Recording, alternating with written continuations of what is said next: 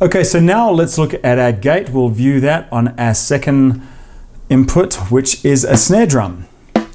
So you can hear it's obviously not a magical microphone. It's picking up the snare, but it's also picking up some other stuff in the background. Listen.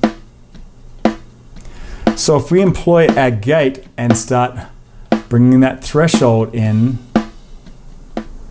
obviously if you set it all the way up here high, then what's going to happen is that it's going to completely mute that sound. The sound's gone away, and also the gain reduction here has shown that we've reduced the gain on that channel a lot. In fact, down here you'll see it minus 60 dB. So here's the thing, there's going to be a number of different setups that we can deal with. Threshold is the main one. If we start to bring that down, only the very loud hits will come through. And if we adjust the release and the hold, we can really truncate that down.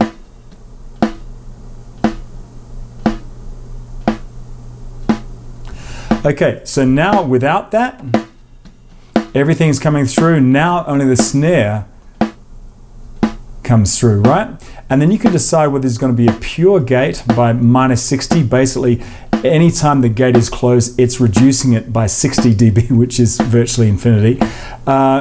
If you like, you can reduce it just a small amount, maybe minus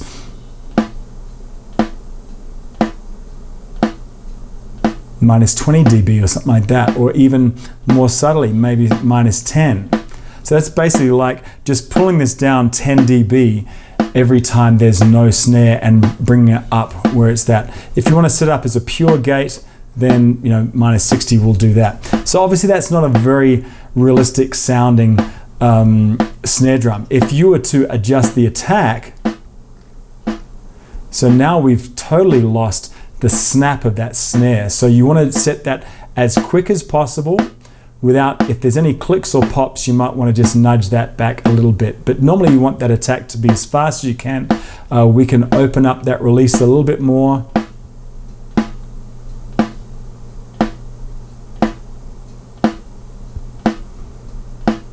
So that might be a nice place to be. So it's closing down before that kick drum comes through. And if you wanted to make that a little bit more realistic, we could certainly add some reverb, a room reverb or something like that to lengthen that snare. But listen to that without the gate and with the gate. Actually, that does sound a little bit sterile. But basically you get the idea. It's a great way to clean up your drums. For most situations, set the gate as open, to open as quickly as possible unless you get clicks and such, and then adjust that release for long enough to let that sound through. For most gating situations, I would say this is all you really need to worry about. There are a couple more controls if you want to get a little bit more detailed. By default, the mode is set to gate, but you can also set it to be a ducker, which it basically inverts the function and allows the signal to come through and reduce it above the threshold. This is something that I would normally set up with a compressor and a sidechain, but that's probably beyond the scope of what we'll discuss today, so I'll set this back to gate. Now, the key filter up here can focus more on what will trigger the gate to open. And you can get to its functions if you scroll down to that second layer here. Here's all the functions right here. As we've seen, the threshold is the main control which governs whether the gate opens or closes. However, you can zero in on a certain frequency so that the gate will concentrate on that area more in terms of whether to open the gate. A classic example of this would be a kick drum. If you zero in on maybe its fundamental, or so you could zero in, say, around 60 hertz or 80 hertz where the fundamental is.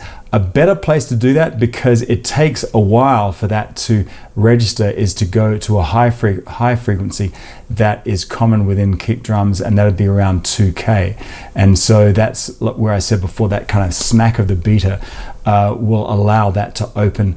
It's a great way to get a really quick open on a gate on a kick drum.